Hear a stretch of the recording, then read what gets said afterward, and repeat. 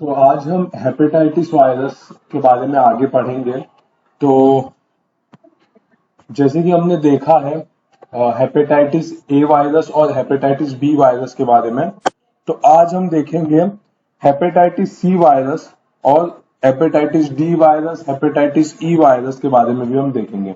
तो सबसे पहला हेपेटाइटिस सी वायरस, या फिर हम पहले इसे नॉन ए या फिर नॉन बी हेपेटाइटिस कहते थे। जब हेपेटाइटिस ए वायरस डिस्कवर हुआ था, हेपेटाइटिस बी वायरस डिस्कवर हुआ था, उसके बाद जब हेपेटाइटिस सी वायरस डिस्कवर हुआ तो वो टाइम पे हम इसे non A non B hepatitis ऐसा कहते थे। लेकिन आगे जाके हमने इसका एक नेम रखा जिसे हम कहते हैं हेपेटाइटिस सी वायरस। तो मोस्टली हेपेटाइटिस सी वायरस के बारे में पता होना काफी ज्यादा जरूरी है, क्योंकि most probably hepatitis B virus और हेपेटाइटिस सी वायरस हमें काफी ज्यादा पेशेंट में देखने मिलते हैं। तो हेपेटाइटिस सी वायरस यानी कि अगर हम कह सकते हैं इन्फ्लामेशन, लीवर का अगर इन्फ्लामेशन होगा due to infection of C virus, तो हम उसे कहते हैं हेपेटाइटिस सी। हेपेटाइटिस सी कैसे होता है, एक्वायर कैसे किया जाता है? तो मोस्ट प्रोबेबली वो होता है ब्लड ट्रांसफ्यूजन से, ब्लड प्रोडक्ट से होता है, हेमोडायलिसिस से होता है, पेरेंटेनल ड्रग एब्यूज से होता है, या फिर एक्सीडेंटल कट या निडल प्रिक हेल्थ वर्कर। तो मोस्टली ब्लड ट्रांसफ्यूजन, जैसे कि अगर पीसीवी ट्रांसफ्यूज कर रहे हैं किसी जो डोनर का पीसीवी है, अगर डोनर को एचसीवी होगा या हेपेटाइटिस सी वायरस होगा तो वहां से ट्रांसफर होता है। ब्लड के प्रोडक्ट होते हैं जैसे कि एफएफपी हो गया, या फिर हम कह सकते हैं एचडीपी हो गया, आरडीपी हो गया। ये जो ब्लड के प्रोडक्ट है वहां से भी हेपेटाइटिस सी वायरस या फिर हम कह सकते हैं हेपेटाइटिस सी जो है वो स्प्रेड होता है। उसके बाद हेमोडायलिसिस, जो हेमोडायलिसिस का मशीन होता है, डायलिसिस करने का मशीन होता है, उसका अगर क्लीनिंग ठीक से न किया गया हो तो भी ये वायरस जो है वो स्प्रेड होता है। पेरेंटेनल ड्रग एब्यूज, जो ड्रग्स लेते हैं और सीरिंज के थ्रू जो ड्रग्स लेते हैं उनमें मोस्ट प्रोबेबली देखने मिलता है कि अगर जो पार्टनर्स होते हैं वो एक ही सीरिंज अगर यूज करते हैं ड्रग्स लेने के लिए तो भी सी वायरस स्प्रेड होता है। और लास्टली एक्सीडेंटल कट या फिर needle prick in health worker, यानी कि हम कह सकते हैं कि किसी पेशेंट को अगर हम ब्लड ले रहे हैं जो एचसीवी पॉजिटिव है और उसका नीडल या उसका ब्लड हमारे अंदर इंजेक्ट हो गया तो भी हेपेटाइटिस सी वायरस जो है वो हमारे बॉडी में स्प्रेड हो जाएगा। तो मोस्टली ये स्प्रेड होता है ब्लड ट्रांसफ्यूजन से, ब्लड प्रोडक्ट से, हेमोडायलिसिस से, पेरेंटेनल ड्रग एब्यूज और एक्सीडेंटल कट या फिर नीडल प्रिक जो कि हेल्थ केयर वर्कर में कॉमनली देखने को मिलता है। इसका इंक्यूबेशन पीरियड कितना होता है? तो इंक्यूबेशन पीरियड होता है 20 से लेके 90 डेज तक। तो इंक्यूबेशन पीरियड मतलब क्या होता है? जब बॉडी में पहला बार वायरस गया है वहां से लेके जो फर्स्ट सिम्टम प्रेजेंट होता है इसको हम कहते हैं इंक्यूबेशन पीरियड। तो इंक्यूबेशन पीरियड होता है 20 से लेके 90 डेज तक। HCV has a high rate of progression in chronic hepatitis। Chronic hepatitis यानी कि लॉन्ग टर्म हेपेटाइटिस हमें एचसीवी के वजह से देखने को मिलता है। एचसीवी हेपेटाइटिस सी वायरस में क्रॉनिक हेपेटाइटिस हमें देखने मिलता है। Within 5 to 10 year HCV progressive to cirrhosis and later in hepatocellular carcinoma. Most probably अगर हेपेटाइटिस सी वायरस हुआ है, उसका ठीक से केयर नहीं किया गया, ट्रीटमेंट नहीं लिया गया हो, तो वो प्रोग्रेस हो जाता है सिरोसिस में। 5 से 10 साल के अंदर सिरोसिस ऑफ लीवर होता है, यानी कि लीवर जो होता है वो पूरी तरह से डैमेज होने लगता है। और उसके साथ साथ हिपेटोसेल्युलर कार्सिनोमा यानी कि कैंसरस सेल का प्रोडक्शन हमें देखने को मिलता है। तो ये काफी हार्मफुल होता है हेपेटाइटिस सी वायरस। अभी हेपेटाइटिस सी वायरस जो होता है वो दिखता कैसा है? तो हेपेटाइटिस सी वायरस, जैसे कि यहाँ पे मैंने स्ट्रक्चर बताया है, तो मोस्टली 2-3 चीजें ध्यान में रखना काफी ज्यादा जरूरी है। एक तो ये सिंगल स्ट्रैंडेड होता है, जैसे कि हम यहाँ पे देख सकते हैं कि ये सिंगल स्ट्रैंडेड है। एनवलप आरएनए वायरस यानी कि एक एनवलप में प्रेजेंट होता है और इसका डायमीटर होता है अराउंड 30 से लेके 60 नैनोमीटर, कितना होता है 30 से लेके 60 नैनोमीटर का डायमीटर होता है। तो इतना चीज हमें ध्यान में रखना है कि ये सिंगल स्ट्रैंडेड एनवलप्ड आरएनए होता है जिसका डायमीटर 30 से लेके 60 नैनोमीटर तक होता है, जिसमें हमें ग्लाइकोप्रोटीन E2 ग्लाइकोप्रोटीन E1 देखने को मिलता है। तो इतना चीज हमें ध्यान में रखना काफी ज्यादा जरूरी है। अगर हम देखेंगे वायरल मार्कर यानी कि डिटेक्शन कैसे किया जाए, जो हेपेटाइटिस सी वायरस है उसका डिटेक्शन कैसे किया जाए, तो वो कैसे करते हैं, तो मोस्टली वायरल मार्कर्स कौन से होते हैं, तो viral marker for detection of HCV, तो पहला होता है एंटी एचसीवी एंटीबॉडी। क्या होता है, एंटी एचसीवी एंटीबॉडी, जिसमें 3 जनरेशन पाए जाते हैं। 3 generation of anti HCV IgG antibodies are available. तो एचसीवी इंफेक्शन होने के बाद उसके अगेंस्ट में जो एंटीबॉडीज डेवलप करता है हमारा बॉडी, उसको डिटेक्ट करने से हमें पता चलता है कि एचसीवी इंफेक्शन पेशेंट को हुआ है। तो उसमें भी एंटी एचसीवी एंटीबॉडी यानी कि आईजीजी वैरायटी का जो होगा वो 3 जनरेशन में देखने मिलता है। पहला जनरेशन का कब देखने मिलेगा, तो पहला जनरेशन का देखने मिलेगा 1 से 3 महीना आफ्टर इंफेक्शन के बाद। 1 से 3 महीना हो जाएगा इंफेक्शन को, उसके बाद हमें देखने को मिलेगा।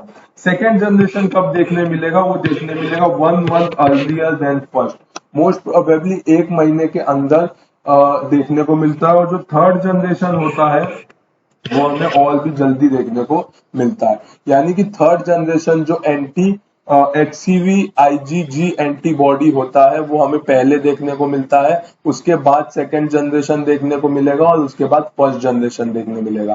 तो हमें ये ध्यान में रखना है कि वायरल मार्कर कौन से होते हैं, तो एंटी एचसीवी आईजीजी एंटीबॉडी, जिसमें 3 जनरेशन होते हैं, जनरेशन 1, जनरेशन 2, जनरेशन 3।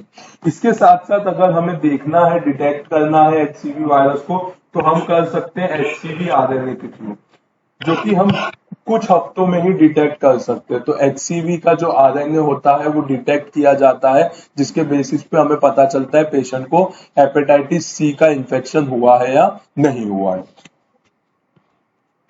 तो ये सब हो गया हेपेटाइटिस सी के हेपेटाइटिस सी वायरस के बारे में। अब हम देखेंगे हेपेटाइटिस डी वायरस, या फिर हम कह सकते हैं hepatitis delta virus.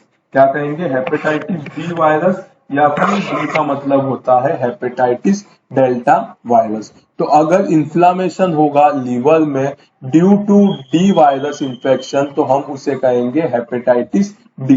Hepatitis D भी हमें देखने को मिलता है, लेकिन मोस्टली बहुत कम लोगों में देखने मिलता है। तो हेपेटाइटिस डी वायरस 2 वजह से होता है, एक तो को इन्फेक्शन होता है और दूसरा होता है सुपर इन्फेक्शन। तो को इन्फेक्शन और सुपर इन्फेक्शन क्या होता है, तो को इन्फेक्शन यानी कि हेपेटाइटिस डी वायरस और हेपेटाइटिस बी वायरस दोनों साथ में पेशेंट को होता है, तो हम उसे कहेंगे को इन्फेक्शन। लेकिन अगर हेपेटाइटिस डी वायरस जो है एक पेशेंट को HBsAg कैरियर है, यानी कि हेपेटाइटिस बी एंटीजन है, कैरियर है, और उसमें अगर हेपेटाइटिस डी वायरस होता है, तो हम इसे कहेंगे सुपर इन्फेक्शन। तो 2 तरह से इन्फेक्शन होता है। सबसे पहले को इन्फेक्शन, जिसमें कि साइमल्टेनियसली हेपेटाइटिस डी वायरस और हेपेटाइटिस बी वायरस पेशेंट के बॉडी में आता है। और दूसरा होता है सुपर इन्फेक्शन, यानी कि अगर हेपेटाइटिस बी का कैरियर होगा और पेशेंट, और उसके अंदर हेपेटाइटिस डी वायरस डेवलप होंगे, तो हम उसे कहेंगे सुपर इन्फेक्शन।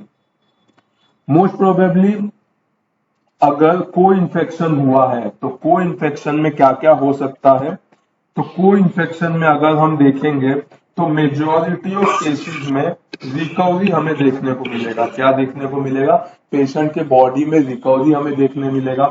इनफ्रीक्वेंट कुछ कुछ लोगों में मॉर्टेलिटी यानी कि डेथ देखने मिलेगा, और काफी कम पेशेंट में हमें सिरोसिस देखने मिलेगा। सिरोसिस मतलब डैमेज होना लीवर का काफी हद तक डैमेज हो जाना, या लीवर के सेल्स का डेथ हो जाना, लीवर का फेलियर हो जाना, उसे हम कहते हैं सिरोसिस। तो काफी कम केसेस में, को इन्फेक्शन में काफी कम केसेस में हमें सिरोसिस देखने मिलता है। लेकिन वही अगर हम सुपर इन्फेक्शन में देखेंगे, तो मेजॉरिटी ऑफ केसेस में हमें सिरोसिस देखने मिलेगा, काफी कम केसेस में रिकवरी देखने मिलेंगे और काफी कम केसेस में हमें मॉर्टेलिटी रेट देखने को मिलेगा। तो को इन्फेक्शन और सुपर इन्फेक्शन में, को इन्फेक्शन में मेजॉरिटी केसेस में हमें रिकवरी देखने मिलता है और सुपर इन्फेक्शन में मेजॉरिटी ऑफ केसेस में हमें सिरोसिस देखने को मिलता है या डैमेज देखने को मिलता है या लीवर फेलियर देखने को मिलता है।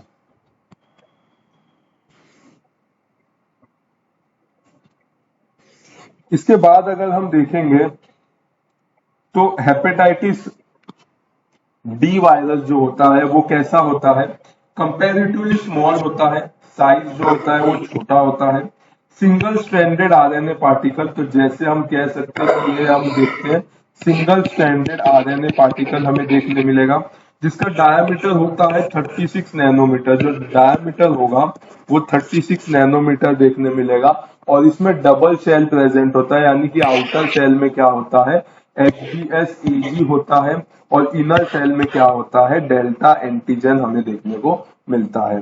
तो मोस्टली अगर हम देखेंगे तो इसके आउटर कवरिंग में हम देख सकते हैं कि hepatitis B virus small chain, medium chain और लॉन्ग चेन हमें देखने को मिलेगा, लेकिन अगर अंदर की तरफ हम देखेंगे तो हेपेटाइटिस डी का एंटीजन हमें जो देखने को मिल रहा है, हेपेटाइटिस डी का एंटीजन हमें देखने को मिलता है।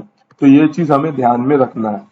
ये क्या होता है, हेपेटाइटिस डी वायरस काफी स्मॉल होता है, सिंगल स्ट्रैंडेड होता है, डायामीटर जो होता है वो 36 नैनोमीटर का होता है, जो कि डबल शेल्ड होता है। आउटर सेल में हमें क्या देखने मिलेगा, हेपेटाइटिस बी का एंटीजन देखने मिलेगा और अंदर की तरफ हमें क्या देखने मिलेगा, हेपेटाइटिस डी का एंटीजन यानी कि डेल्टा एंटीजन देखने मिलेगा।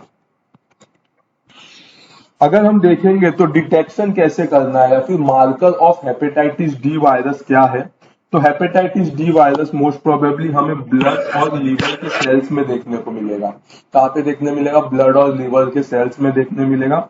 हेपेटाइटिस डी का एंटीजन ब्लड में और लीवर के टिश्यूज में हमें देखने मिलेंगे, यानी कि ब्लड में हमें हेपेटाइटिस डी एंटीजन देखने मिलेगा और उसके साथ अगर बायोप्सी किया जाएगा तो लीवर के सेल्स या लीवर के टिश्यू में हमें हेपेटाइटिस डी वायरस डिटेक्ट हो सकता है। एंटी एचडी एंटीबॉडीज यानी कि एंटीबॉडीज जनरेट होता है बॉडी में, उसको भी डिटेक्ट किया जाता है जिसके बेसिस पे हमें पता चलता है पेशेंट को हेपेटाइटिस डी का इंफेक्शन है या नहीं है। तो इसमें भी दो टाइप होते हैं, एक तो एंटी एचडी एंटीबॉडी जो कि आईजीएम टाइप का होता है और एंटी एचडी एंटीबॉडी जो आईजीजी टाइप का होता है। तो मोस्ट प्रोबेबली हमें इनिशियल स्टेज में एंटी एचडी आईजीएम एंटीबॉडी देखने मिलेगा और कुछ टाइम के बाद जब बॉडी में इम्यूनिटी डेवलप हो जाएगा तो हमें एंटी एचडी आईजीजी एंटीबॉडी देखने को मिलेंगे। तो डिटेक्ट कैसे कर सकते हैं हेपेटाइटिस डी वायरस को, सबसे पहले हेपेटाइटिस डी वायरस को हम ब्लड में या फिर हम लीवर के सेल्स में डिटेक्ट कर सकते हैं। उसके बाद हेपेटाइटिस डी एंटीजन होता है, वो भी हम ब्लड में और लीवर के टिश्यूज में डिटेक्ट करते हैं। और last anti hepatitis D antibody जो कि दो टाइप का होता है, इनिशियल स्टेज में आईजीएम और आगे की स्टेज में आईजीजी एंटीबॉडीज हमें देखने को मिलेंगे। इसके बाद हम देखेंगे हेपेटाइटिस ई वायरस के बारे में। तो हेपेटाइटिस ई वायरस भी देखने मिलता है, काफी कम केसेस में देखने मिलेगा, लेकिन हेपेटाइटिस डी वायरस देखने मिलता है। इसको हम कहते हैं enterically transmitted virus. एंटेरिकली transmitted virus यानी कि ये फीको ओरल रूट से ट्रांसफर किया जाता है, एक पर्सन से दूसरे पर्सन में ट्रांसमिट किया जाता है, या फिर हम कह सकते हैं अनकंटामिनेटेड फूड या वाटर के इंजेक्शन होने से भी हेपेटाइटिस ई वायरस जो है वो स्प्रेड होता है। तो इसको हम कहते हैं एंटेरिकली ट्रांसमिटेड वायरस जो कि फीको ओरल रूट से हम कह सकते हैं स्प्रेड होता है। Enterically transmitted variant of non A और नॉन बी हेपेटाइटिस, इसे हम दूसरा नाम देते हैं enterically transmitted variant of non A और नॉन बी हेपेटाइटिस। ये एक पर्सन, मोस्ट प्रोबेबली ये एक पर्सन से दूसरे पर्सन में स्प्रेड होने के चांसेस काफी कम होते हैं। High mortality rate is seen in pregnant woman. अगर किसी प्रेग्नेंट वुमन को हेपेटाइटिस ई वायरस का इन्फेक्शन होता है तो मोर्टेलिटी रेट काफी ज्यादा होता है। Self limiting disease and not associated with chronic liver disease. Most probably जो हेपेटाइटिस ई वायरस है वो सेल्फ लिमिटिंग होता है, यानी कि बॉडी जो है वो एंटीबॉडीज बनाता है, हेपेटाइटिस ई वायरस को डिस्ट्रॉय करता है, जिसकी वजह से लॉन्ग टर्म यानी कि क्रॉनिक हेपेटाइटिस हमें देखने को नहीं मिलता है। तो यहाँ पे जैसे कि हम देख सकते हैं हेपेटाइटिस ई वायरस में हेपेटाइटिस ई वायरस का जो आरएनए प्रेजेंट होता है सिंगल स्ट्रैंडेड, और उसके साथ साथ हेपेटाइटिस ई वायरस कैप्सिड यानी कि उसका आउटर कवरिंग होता है। तो ये हमें देखने को मिलता है। सीरोलॉजिकल मार्कर में हमें क्या देखने मिलेगा, हेपेटाइटिस ई वायरस कैसे डिटेक्ट किया जाएगा? तो सबसे पहले एंटी एचईवी एंटीबॉडीज से हमें डिटेक्ट होगा हेपेटाइटिस ई वायरस के बारे में, जो कि दो फॉर्म में होगा, एक तो आईजीएम एंटीबॉडी और एक तो आईजीजी एंटीबॉडी। दूसरा है हेपेटाइटिस ई वायरस आरएनए यानी कि एचईवी आरएनए डिटेक्ट करने से भी हमें पता चलेगा पेशेंट को हेपेटाइटिस ई हुआ है या नहीं हुआ। तो सीरोलॉजिकल मार्कर में दो आते हैं, एक तो एंटी एचईवी एंटीबॉडी जो कि आईजीएम और आईजीजी टाइप का होगा, और दूसरा एचईवी आरएनए, इससे डिटेक्ट किया जाता है। अभी हेपेटाइटिस में हम आगे देखेंगे काफी सारे क्लिनिकल पैटर्न्स होते हैं, पैथोलॉजिकल कॉन्सिक्वेंसेस होते हैं हिपैटोट्रोपिक वायरस के। तो ये कितने स्टेजेस में डिवाइड किया जाता है? तो सबसे पहला स्टेज को हम कहते हैं कैरियर स्टेज, असिम्प्टोमेटिक इन्फेक्शन या asymptomatic stage, acute hepatitis, chronic hepatitis, fulminant hepatitis यानी कि सब मैसिव या मैसिव नेक्रोसिस होता है लिवर के सेल्स का। तो जो क्लिनिकल पैटर्न है उसमें हमें 5 पैटर्न्स देखने मिलेंगे। सबसे पहले कैरियर स्टेज, दूसरा असिम्प्टोमेटिक इन्फेक्शन या asymptomatic stage, acute hepatitis, chronic hepatitis, fulminant hepatitis जिसमें हमें नेक्रोसिस, काफी एक्सटेंसिव नेक्रोसिस हमें देखने को मिलेगा। तो सबसे पहला होता है कैरियर स्टेज। तो कैरियर स्टेज क्या होता है?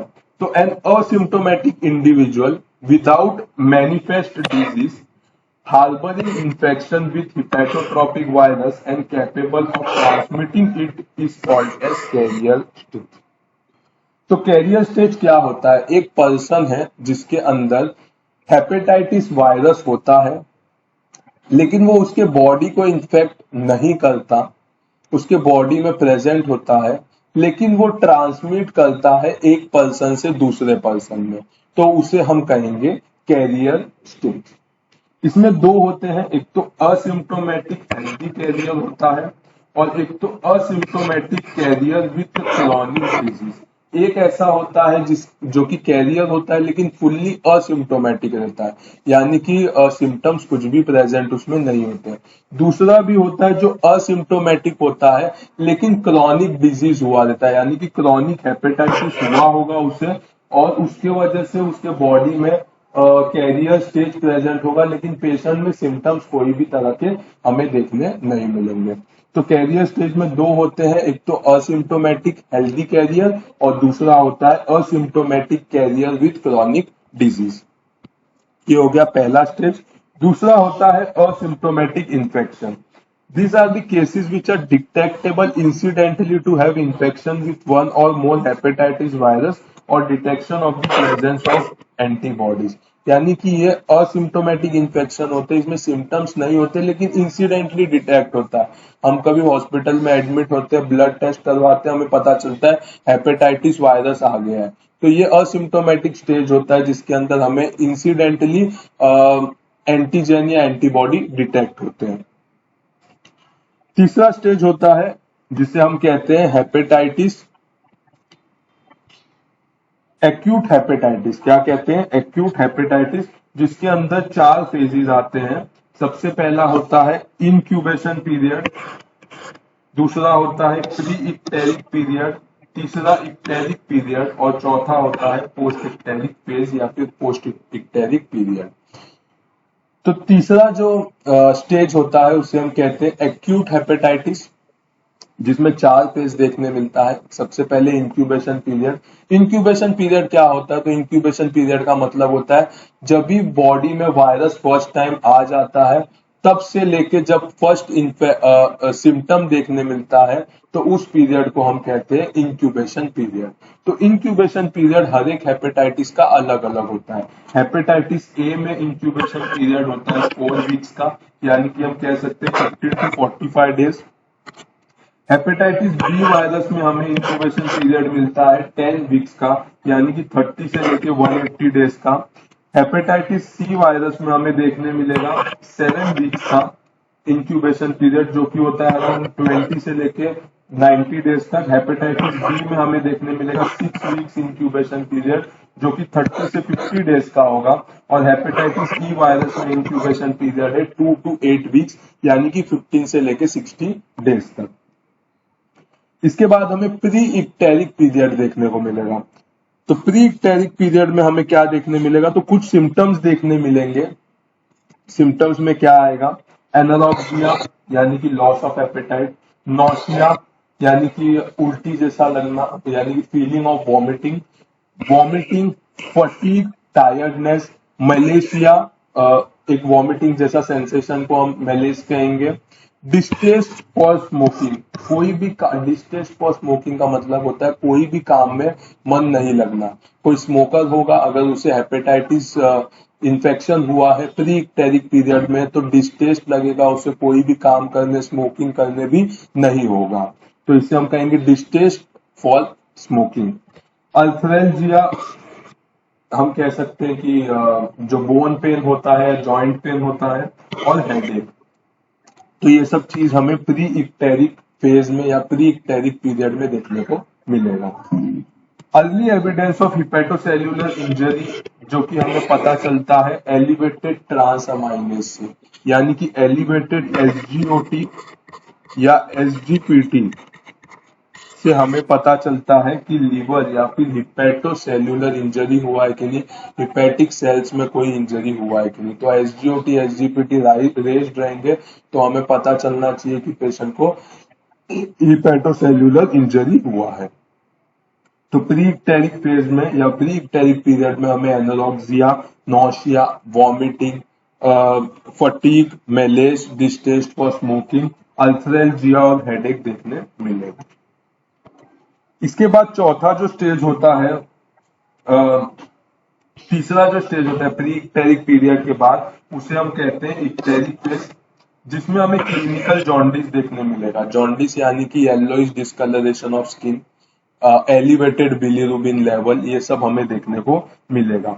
उसके साथ साथ हमें देखने मिलेगा dark coloured urine, clay coloured stool, pruritus यानी कि itching all over the body, weight loss, abdominal discomfort, ये सब चीजें हमें देखने मिलेगी। तो डार्क कलर्ड यूरिन अगर देखने मिलेगा तो हम कह सकते हैं कि बिलीरुबिन जो है वो यूरिन में ज्यादा बढ़ रहा है, तो डार्क कलर यूरिन देखने मिलेगा। दूसरा clay coloured stool, most probably अगर स्टोन बाइल डक्ट में ऑब्स्ट्रक्ट करता है बाइल के फ्लो को, तो येलोइश कलर का स्टूल नहीं देखने मिलेगा, हमें क्ले कलर स्टूल देखने मिलेगा। प्लूराइटिस, जो बाइल एसिड होता है, अगर लेवल बाइल एसिड का बॉडी में बढ़ जाता है तो उसकी वजह से इचिंग और रैशेस देखने मिलेंगे बॉडी में। Weight loss, most probably jaundice के पेशेंट में वेट लॉस देखने मिलता है, क्योंकि पेशेंट को खाने का मन नहीं होता, वॉमिटिंग सेंसेशन होता है, तो न्यूट्रिशन की कमी की वजह से वेट लॉस देखने मिलता है। उसके साथ साथ एब्डोमिनल डिस्कम्फर्ट, यानी कि लीवर के सेल्स में इंफ्लामेशन होने की वजह से एब्डोमिनल टेंडरनेस हमें देखने मिलेगा। Enlarged and tender liver, right hypochondriac region में टेंडर लीवर पाल्पेबल हमें देखने को मिलेंगे। डायग्नोसिस कैसे करेंगे इक्टेरिक फेज का? तो इक्टेरिक फेज में हमें इंक्रीज बिलीरुबिन या फिर बिलीरुबिन का लेवल बढ़ा हुआ देखने मिलेगा। ट्रांसअमाइनेज होते हैं एसजीओटी एसजीपीटी का लेवल बढ़ा हुआ देखने मिलेगा। अल्कलाइन फॉस्फेटेज का लेवल बढ़ा हुआ देखने मिलेगा। और प्रोलॉन्ग प्रोथ्रोम्बिन टाइम, जो प्रोथ्रोम्बिन टाइम होता है वो भी एलिवेटेड देखने को मिलेंगे। तो इससे पता चलेगा कि पेशेंट जो है वो इक्टेरिक फेज में है या पेशेंट को जॉन्डिस हो गया है। Serological detection of hepatitis antigen and antibody. Serologically अगर हम देखेंगे तो हमें एंटीजन या एंटीबॉडी ब्लड से डिटेक्ट होता है। तो ये हो गया इक्टेरिक फेज के बारे में। पोस्ट इक्टेरिक फेज हमें क्या देखने मिलेगा? तो पोस्ट इक्टेरिक फेज या फिर हम कह सकते हैं icteric phase lasting for 1 to 4 weeks, तो उसे हम कहेंगे post icteric phase. 1% cases develop into fulminant hepatitis, extensive necrosis of liver. 5 to 10% cases progress to chronic hepatitis। तो मोस्टली हेपेटाइटिस में पोस्ट इक्टेरिक फेज में 1% लोगों में फल्मिनेंट हेपेटाइटिस देखने मिलेगा। 5 to 10% केसेस में हमें क्रॉनिक हेपेटाइटिस देखने मिलेंगे। इसमें मॉर्फोलॉजिकल फीचर्स में क्या देखने मिलेगा? तो मोस्टली हमें एक्यूट हेपेटाइटिस में मॉर्फोलॉजिकल फीचर्स में हिपैटोसेल्युलर इंजरी देखने मिलेगा, यानी कि लीवर के जो सेल्स है वो इंजर्ड देखने मिलेंगे। Most probably centrilobular zone होता है जो कि जोन 3 होता है, वहां पे हमें हिपैटोसेल्युलर इंजरी देखने मिलेगा। इंजरी देखने के साथ साथ हमें इंफ्लामेटरी इनफिल्ट्रेट देखने मिलेंगे। जो हमें सोल्जर्स होते हैं वो प्रोटेक्ट करने के लिए आते हैं, तो उसकी वजह से इन्फ्लामेशन देखने मिलेगा, इन्फ्लामेटरी इनफिल्ट्रेट देखने मिलेंगे। कप्पर सेल्स हाइपरप्लेसिया, तो जो मैक्रोफेजिस सेल्स होते हैं, जो लीवर के मैक्रोफेजिस होते हैं, उनका भी जो काउंट्स होता है वो बढ़ जाता है, जिसे हम कहते हैं कप्पर सेल्स हाइपरप्लेसिया। कॉलिस्टेसिस हमें देखने को मिलेगा। कॉलिस्टेसिस यानी कि development of stone in the bile duct, जिसकी वजह से बाइल फ्लो का ऑब्स्ट्रक्शन होता है। तो मोस्टली मॉर्फोलॉजिकल फीचर्स में हमें ये चीजें देखने मिलेंगे। इसके बाद जो चौथा स्टेज होता है उसे हम कहते हैं क्रॉनिक हेपेटाइटिस। एक होता है एक्यूट हेपेटाइटिस, एक होता है क्रॉनिक हेपेटाइटिस। तो क्रॉनिक हेपेटाइटिस क्या होता है? तो it is defined as continuing और relapsing hepatitis disease for more than 6 months with symptoms along with biochemical, serological, hepatopathological evidence of inflammation and necrosis। कोई भी हेपेटाइटिस अगर 6 महीने से ज्यादा चलता है, कंटिन्यू होता है सिम्टम्स के साथ, यानी कि ब्लड एविडेंस हो, सीरोलॉजिकल एविडेंस हो, हिस्टोपैथोलॉजिकल एविडेंस हो, जिसमें इन्फ्लामेशन और नेक्रोसिस हमें देखने को मिलता हो, तो इसे हम कहेंगे chronic hepatitis. Most probably HCV infection account for 40 to 60% cases of chronicity in adults and may evolve into cirrhosis। Most probably जो हेपेटाइटिस सी का वायरस होता है उसमें हमें क्रॉनिक हेपेटाइटिस देखने को मिलता है। Hepatitis B causes chronic hepatitis in 40% infant and 5% in adult। Hepatitis D virus superinfection on HBV carrier is responsible for 10 to 40% cases, और hepatitis A virus and hepatitis E virus does not produce chronic hepatitis। तो mostly chronic hepatitis क्या होता है? तो अगर hepatitis continue होगा 6 month तक, जिसमें हमें बायोकेमिकल, सीरोलॉजिकल, हिस्टोपैथोलॉजिकल एविडेंस देखने मिलेंगे इन्फ्लामेशन और नेक्रोसिस के, तो हम उसे कहेंगे chronic hepatitis. Chronic hepatitis most probably HCV infection या हेपेटाइटिस सी वायरस इंफेक्शन में देखने मिलेगा, जिसमें 40 to 60% चांसेस होता है। हेपेटाइटिस बी वायरस में 40% इन्फेंट में चांसेस होता है क्रॉनिक हेपेटाइटिस होने का, और 5% एडल्ट में चांसेस होते हैं। Hepatitis D virus super infection, यानी कि हेपेटाइटिस बी के एंटीजन के जो कैरियर होते हैं उसमें अगर हेपेटाइटिस डी वायरस होता है तो उसमें भी 10 to 40% केसेस में क्रॉनिसिटी होने के चांसेस होते हैं, और हेपेटाइटिस ए और हेपेटाइटिस ई वायरस में क्रॉनिक हेपेटाइटिस नहीं देखने मिलता है। क्लिनिकल फीचर्स हमें क्या देखने मिलेंगे क्रॉनिक हेपेटाइटिस में? तो ये रेंज करता है from mild to full blown cirrhosis.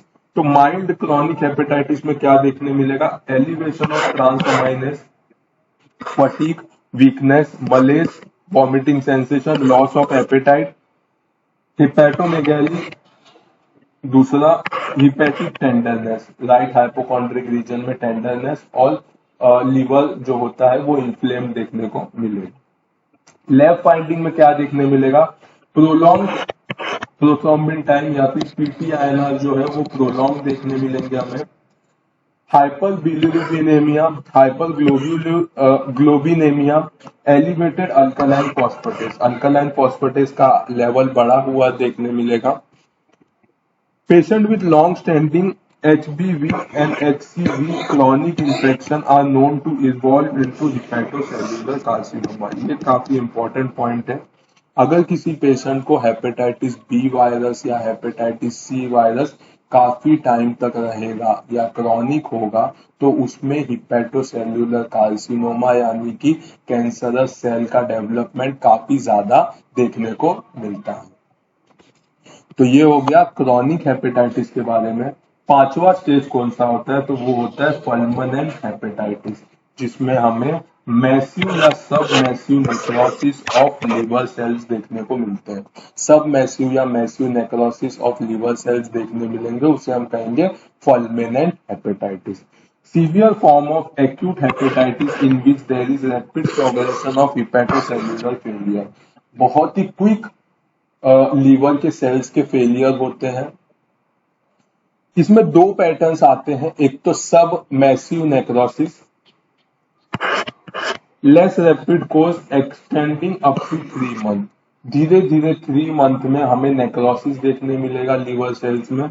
और एक होता है मैसिव नेक्रोसिस जो कि 2 से 3 हफ्ते में ही नेक्रोसिस हो जाएगा, यानी कि लीवर के सेल्स का डेथ होना स्टार्ट होगा, तो इसे हम कहेंगे मैसिव नेक्रोसिस। तो परमानेंट हेपेटाइटिस में दो पैटर्न देखने मिलेगा, एक तो मैसिव नेक्रोसिस और दूसरा सब मैसिव नेक्रोसिस। तो परमानेंट हेपेटाइटिस जो होता है वो भी हमें दो कंडीशन में देखने मिलता है, एक तो एक्यूट वायरल हेपेटाइटिस में, एक तो नॉन वायरल हेपेटाइटिस में देखने मिलता है। एक्यूट वायरल हेपेटाइटिस में मोस्टली ये देखने मिलेगा हेपेटाइटिस बी और हेपेटाइटिस सी वायरस में, less frequent in hepatitis B and hepatitis D virus यानी कि को इन्फेक्शन में कम देखने मिलेगा।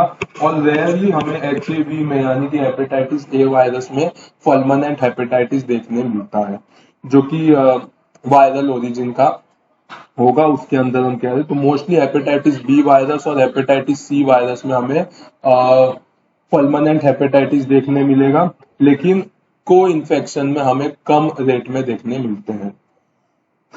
Non viral hepatitis viral origin नहीं हो फिर भी हमें परमानेंट हेपेटाइटिस देखने मिलेगा ड्रग टॉक्सिसिटी में, पॉइजनिंग में, हाइपोक्सिक इंजरी में या फिर malignant tumour in the liver, इसमें हमें परमानेंट हेपेटाइटिस देखने मिलते हैं।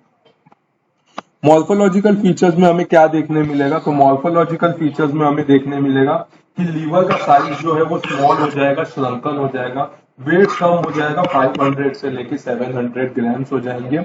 और इसमें रेड और yellow, muddy red and yellow necrosis देखने मिलेगा, उसके साथ साथ ग्रीन कलर का बाइल स्टेनिंग भी हमें देखने को मिलेगा। मॉर्फोलॉजिकली देखेंगे तो पता चलेगा कि लीवर स्मॉल है, श्रंकन है, सिकुड़ गया है, जिसका वेट होगा 500 से 700 ग्राम्स, और उसके अंदर मडी रेड या फिर येलो नेक्रोसिस देखने मिलेगा, उसके साथ साथ पैचेस देखने मिलेगा ग्रीन स्टेनिंग जैसा, ग्रीन बाइल स्टेनिंग का। अगर हिस्टोलॉजिकली हम देखेंगे तो क्या देखने मिलेगा, सब massive necrosis, collapsed reticulin framework, large group of hepatocytes in zone 2 and zone 3 are wiped off, regeneration resulting restoration of the normal architecture। सब मैसिव नेक्रोसिस में हमें क्या देखने मिलेगा, तो जोन 2 और जोन 3 जो होते हैं वहां पे हमें रेटिक्यूलाइन फ्रेमवर्क यानी कि रेटिक्यूलिन जैसा फॉर्मेशन, कुछ इस तरीके का फॉर्मेशन हमें देखने को मिलेगा। और रीजनरेशन में क्या होगा, इस स्टेज में मोस्ट प्रोबेबली रीजनरेशन हो सकता है, और रीजनरेशन में वो नॉर्मल आर्किटेक्चर को मेंटेन करता है। मैसिव नेक्रोसिस में क्या होगा, एंटायर लीवर का जो लेब्यूल होता है वो नेक्रोटिक हो जाएगा, यानी कि पूरा का पूरा लीवर का सेल्स जो होता है उसमें लीवर का सेल्स का डेथ हो जाएगा, जिसमें लीवर पेरेंकाइमल डिस्ट्रॉय हो जाएगा और उसकी वजह से रीजनरेशन नहीं हो पाएगा और वहां पे इरेगुलर मासिस देखने मिलेंगे लीवर सेल्स के इरेगुलर मासिस हमें देखने को मिलेंगे। तो इस तरीके से हमें परमानेंट हेपेटाइटिस में हिस्टोलॉजिकल फीचर्स देखने को मिलेगा। इम्यूनोप्रोफिलेक्सिस एंड हेपेटाइटिस वैक्सीन, क्या करना चाहिए? हेपेटाइटिस हुआ है तो क्या करना है? हेपेटाइटिस को प्रिवेंट कैसे करना है? Hepatitis A, active immunisation with killed vaccine. Hepatitis A का एंटीबॉडी डेवलप करने के लिए किल्ड वैक्सीन दिया जाता है, जिससे हमें एक्टिव इम्यूनाइजेशन मिलता है। पैसिव इम्यूनाइजेशन यानी कि पेशेंट को हेपेटाइटिस ए का इन्फेक्शन हुआ है और उसको किल करने के लिए इम्यूनोग्लोबिन या फिर बाहर से एंटीबॉडीज देते हैं।